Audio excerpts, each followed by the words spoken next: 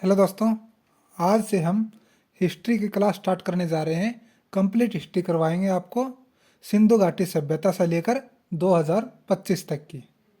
तो आइए हम सबसे पहले शुरुआत करते हैं सिंधु घाटी सभ्यता के बारे में। तो दोस्तों हमारे पास क्या है, सिंधु घाटी सभ्यता का हम काल जान लेते हैं सबसे पहले कि हमारे पास क्या है, सिंधु घाटी सभ्यता। इसका काल क्या है दोस्तों, इसका कालखंड है 2500 बीसी से लेकर यह है 1750 बीसी तक। तो दोस्तों ये 2500 बीसी से लेकर 1750 बीसी तक एवरेज टाइम हम इसको मानते हैं। तो इसके अलावा हमें क्या है, अलग अलग इतिहासकारों ने हमें क्या दी है, इसके टाइम पीरियड के बारे में जानकारी दी है। तो सबसे पहले इतिहासकार कौन था दोस्तों, इतिहासकार, इन्होंने क्या किया है, इसके टाइम पीरियड के बारे में हमें जानकारी दी है। तो सबसे पहले हम बात करेंगे जॉन मार्शल के बारे में।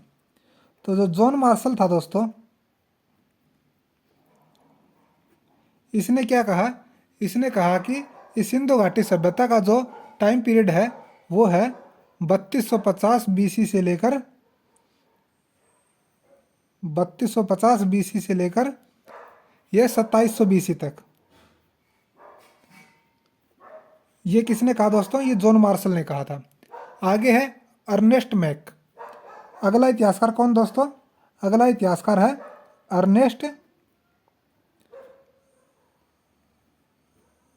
Ernest Mac. इन्होंने क्या कहा, इनके अनुसार जो सिंधु घाटी सभ्यता है हमारी, उसका टाइम पीरियड है 2800 से लेकर 2500 बीसी तक। आगे दोस्तों कार्बन डेटिंग के द्वारा, क्योंकि हमें कार्बन डेटिंग भी करनी थी, तो यह कार्बन डेटिंग के द्वारा इसका क्या टाइम पीरियड निकल के आया हमारे पास, डेटिंग के द्वारा वो निकल के आया दोस्तों हमारे पास जो टाइम पीरियड था 2350 से लेकर 1750 तक। और आगे क्या है, डीपी अग्रवाल, एक और इतिहासकार हुए दोस्तों डीपी अग्रवाल। तो इनका क्या रहा, इनका रहा टाइम पीरियड 2300 से लेकर 1700 बीसी तक। तो यह कभी कभी एग्जाम में क्वेश्चन पूछ लिए जाते हैं दोस्तों कि इस इतिहासकार के अनुसार जो सिंधु घाटी सभ्यता है उसका टाइम पीरियड कितना है। तो ये अलग अलग इतिहासकारों के अनुसार इनका टाइम पीरियड है दोस्तों। और जो ये हमने माना था, ये कार्बन डेटिंग के अनुसार ही माना था, यानी कि एक एवरेज मान लिया हमने कि 2500 लेकर 1750 तक इसका टाइम पीरियड रहा होगा। तो हम अभी क्या करते हैं, सिंधु घाटी सभ्यता है, इसके उपनाम पता करते हैं कि उपनाम क्या है।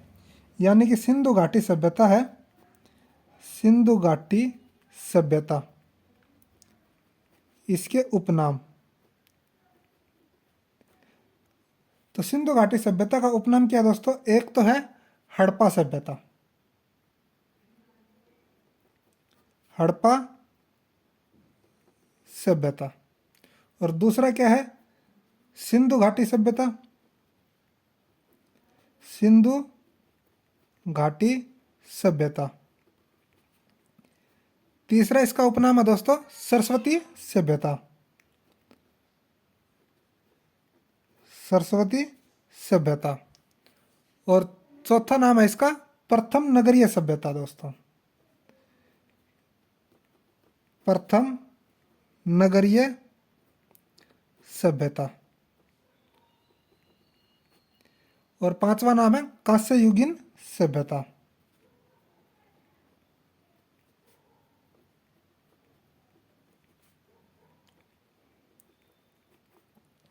देखो दोस्तों इसके ये कितने हैं, 5 उपनाम है।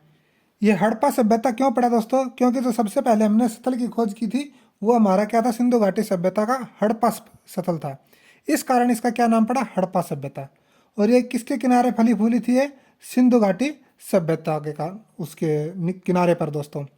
फिर उसके बाद क्या हुआ, सरस्वती नदी के किनारे पर भी हमें यह सभ्यता देखने को मिली, तो हमने इसका नाम दे दिया सरस्वती सभ्यता। और प्रथम नगरीय सभ्यता का कहने का मतलब है दोस्तों, इस समय पर क्या है, नगर अच्छी तरह से बसे हुए थे, तो इसलिए इसको क्या दिया गया, प्रथम नगरीय सभ्यता। और कांस्य युगीन सभ्यता इसको इसलिए बोलते हैं कि यह इस समय पर कांस्य के बर्तनों का योग ज़्यादा होता था, यानी कि लगभग 70% कांस्य की वस्तुएं का प्रयोग में लाया जाता था। अब इसका हम इतिहास पढ़ते दोस्तों, थोड़ा सा बात करते हैं हम 1826 की। 1826 में क्या हुआ है, एक चार्ल्स मेसन नाम के आदमी थे। क्या थे, चार्ल्स मेसन। चार्ल्स मेसन आदमी थे, तो इसने क्या क्या पंजाब से इसको एक टीला प्राप्त हुआ था। क्या प्राप्त हुआ था, पंजाब से इसको एक टीला प्राप्त हुआ, और उस टीले में इसको एक प्राचीन मोहर मिली। किसमें से मिली, टीले में से, जो देखने में बहुत पुरानी थी। लेकिन इसका क्या हुआ, कोई अता पता नहीं था, कोई इंक्वायरी नहीं हुई इसकी, तो इसलिए यह बात क्या होगी, यहीं पर सिमट के रह गई। उसके बाद बात करते हैं दोस्तों हम 1853 से लेकर 1856 के बीच की। इसमें क्या हुआ, लाहौर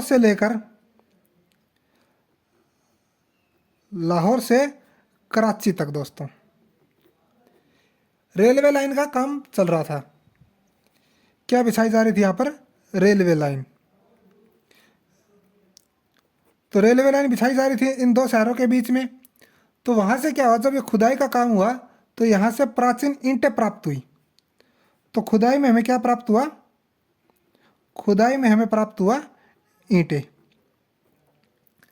तो इन ईंटों का प्रयोग हमें पटरी बिछाने में करने लगे। इन ईंटों का प्रयोग पटरी बिछाने के लिए करने लगे। तो क्या होता दोस्तों, इस समय पर जब ये लाहौर से कराची रेलवे लाइन बिछाई जा रही थी, तो इस समय का हमारा गवर्नर जनरल कौन था, गवर्नर जनरल वो था दोस्तों लॉर्ड डलहौजी। लॉर्ड डलहौजी, ठीक है। तो ये क्वेश्चन बहुत बार पूछा गया है, रेलवे का जनक किसे बोला जाता है, तो लॉर्ड डलहौजी को बोला जाता है। तो यहाँ पर जो रेलवे लाइन बिछाई जा रही थी, तो इसका कॉन्ट्रैक्ट किसके पास था दोस्तों, तो वो कॉन्ट्रैक्ट था, यानी कि उसको हम साधारण भाषा में क्या बोलते हैं, जो रेलवे लाइन बिछाई जा रही थी उसका ठेका किसके पास था, ठेका वो था दोस्तों बर्टन बंधुओं के पास। किसके पास था, बर्टन बंधुओं के पास। और ये बर्टन बंधु कौन थे, इसका एक का तो नाम था दोस्तों जॉन बटन, और एक का नाम था विलियम बटन।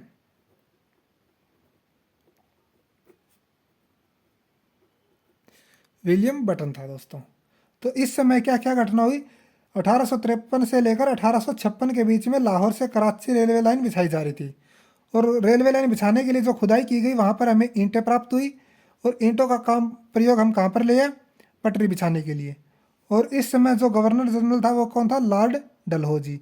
और रेलवे लाइन का जो ठेका किसको मिला हुआ था, बटन बंधुओं के पास, जॉन बटन और विलियम बटन। तो आगे हम बात करते हैं दोस्तों 1956 की। तो 1956 में क्या हुआ दोस्तों, वर्ष आया 1856। तो 1856 में क्या हुआ, कनिंगम ने क्या किया, जो यहाँ पर ईंट प्राप्त हुई थी उसको कनिंगम ने इन ईंटों की जांच शुरू कर दी। क्या कराता है, जांच कराता है, ठीक है। और 1861 के अंदर 1861 के अंदर कनिंघम ने अपने प्रयासों से, किसने? कनिंघम ने। तो क्या क्या अपने प्रयासों से भारतीय पुरातत्व विभाग की स्थापना करता है। किसकी करता है? भारतीय पुरातात्विक विभाग की।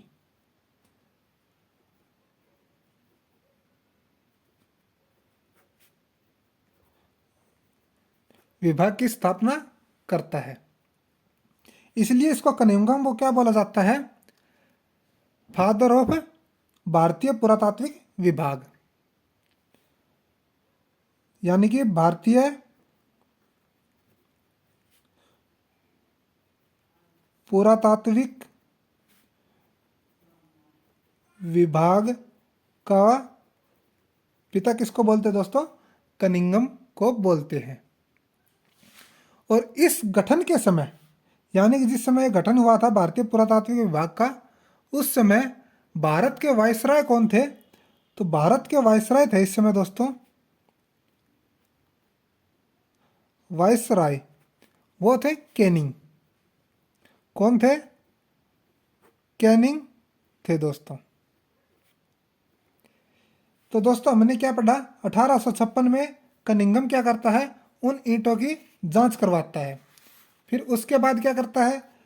1861 में कनिंघम अपने प्रयासों से भारतीय पुरातात्विक विभाग की स्थापना करता है।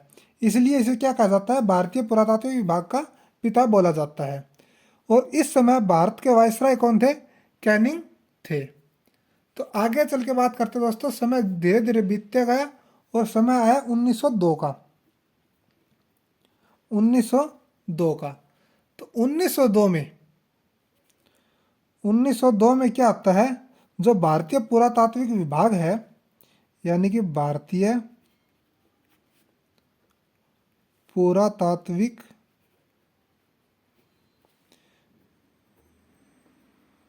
विभाग है, तो सर जॉन मार्शल इसके क्या बनते हैं? अध्यक्ष बनते हैं। यानी कि 1902 में इसके अध्यक्ष कौन थे? अध्यक्ष थे John Marshall. John Marshall.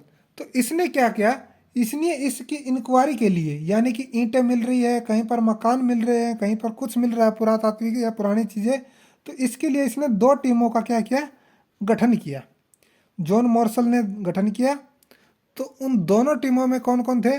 Number 1 में तो था दयाराम साहनी जी, दयाराम साहनी। और नंबर 2 में कौन था? नंबर 2 में था दोस्तों राखल दास बनर्जी, राखल दास बनर्जी। इन दोनों की अध्यक्षता में दो टीम तैयार की।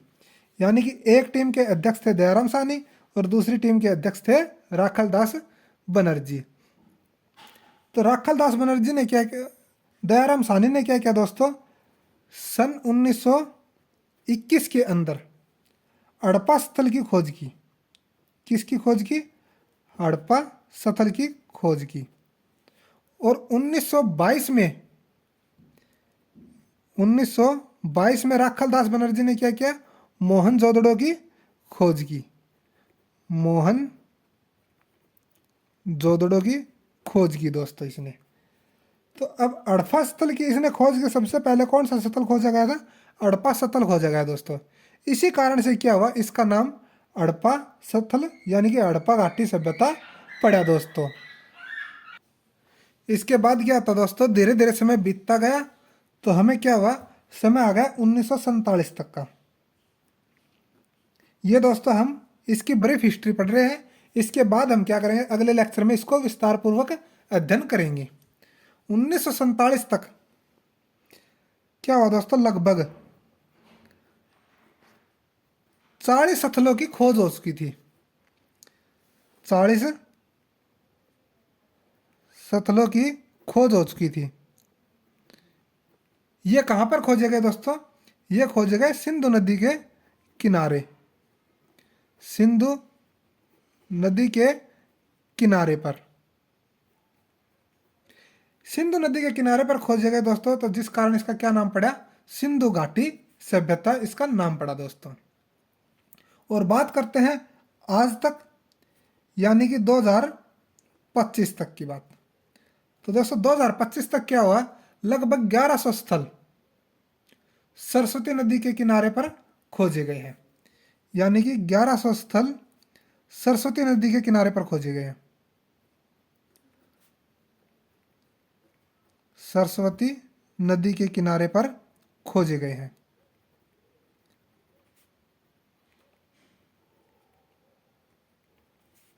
तो जिस कारण इसका क्या नाम पड़ा दोस्तों, जिस कारण इसका नाम पड़ा सरस्वती घाटी सभ्यता।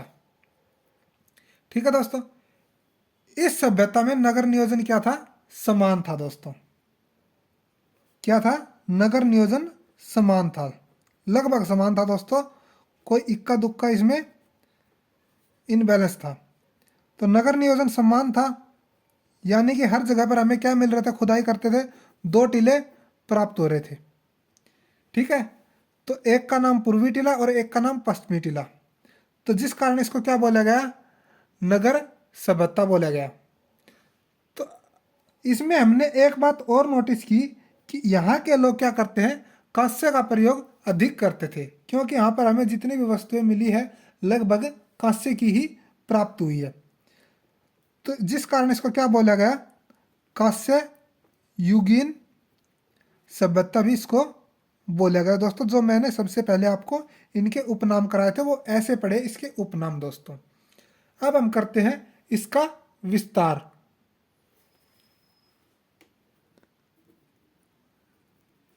विस्तार दोस्तों, तो इसका विस्तार कहाँ पर था दोस्तों, कुल 3 देशों में इसका विस्तार था। उस समय तो एक ही देश में था दोस्तों, लेकिन आज के समय में ये कितने देश हो चुके हैं, ये 3 देश हो चुके हैं। कौन कौन से देशों में विस्तार था इसका, नंबर 1 पर था अपना प्यारा भारत, दूसरे पे पाकिस्तान, और तीसरे नंबर पर अफगानिस्तान। इन 3 जगह पर क्या हुआ था, ये सभ्यता फैली हुई थी। तो यहाँ पर कितने कितने स्थल खोजे गए दोस्तों, भारत में कुल कितने स्थल खोजे गए, 975 स्थल दोस्तों, और पाकिस्तान में 425 स्थल खोजे गए, और अफगानिस्तान में 2 स्थल खोजे गए। तो लगभग कितने स्थल खोजे गए दोस्तों, कुल स्थल कितने हो गए, लगभग 1400 स्थल हमारे पास यहाँ पर खोजे गए दोस्तों, जो हमें प्राप्त हुए हैं सिंधु घाटी सभ्यता के। तो आइए देखते हैं हमें मैप की सहायता से इसका विस्तार कहाँ से कहाँ तक था दोस्तों। तो इसका विस्तार कहाँ से कहाँ तक था, ये तो हमारी उत्तर दिशा, ये है दक्षिण, ये है पूर्व, और ये है हमारी पश्चिम दोस्तों। तो उत्तर दिशा में कहाँ तक विस्तार था दोस्तों, एक मांडा नाम की जगह है, यहाँ तक इसका विस्तार था। ये कहाँ पर है, ये पड़ती है हमारी जेके में, यानी कि जम्मू कश्मीर में। और ये किस नदी के किनारे पर है, ये है चिनाव नदी के किनारे पर, चिनाव नदी के किनारे पर दोस्तों। और पूर्व में कहाँ तक विस्तार था, पूर्व में था दोस्तों आलमगीरपुर से, यानी कि यहाँ पर था आलमगीरपुर। और ये कहाँ पड़ता दोस्तों, ये पड़ता है यूपी के अंदर। और ये किस नदी के किनारे पर था, ये था हिडन नदी के किनारे पर दोस्तों। तो दक्षिण में था दोस्तों दाइमाबाद। क्या था, दाइमाबाद। ये कहाँ पर पड़ता दोस्तों, ये पड़ता महाराष्ट्र में। और यहाँ की जो नदी थी दोस्तों, वो थी परवार नदी की, परवार नदी के किनारे पर था दोस्तों। यानी कि उत्तर में विस्तार था मांडा तक, और पूर्व में विस्तार था आलमगीरपुर तक, और दक्षिण में विस्तार था इसका दाइमाबाद महाराष्ट्र तक। और यहाँ पर पश्चिम में दोस्तों सुतकागे डोर, यानी कि सुतकागे डोर तक इसका विस्तार था। और ये किस नदी के किनारे पर था दोस्तों, ये था हमारा दस्क नदी के किनारे पर। ठीक है दोस्तों, और लेकिन यहाँ पर दोस्तों कुछ सीमा भी लगती थी पानी की, जलीय सीमा। और ये पूर्व से लेकर पश्चिम तक भी कुछ दूरी है, उत्तर से लेकर दक्षिण तक भी कुछ दूरी है। तो यहाँ पर हम देखते हैं उत्तर से लेकर दक्षिण तक की कितनी दूरी एरिया में ये फैला हुआ था।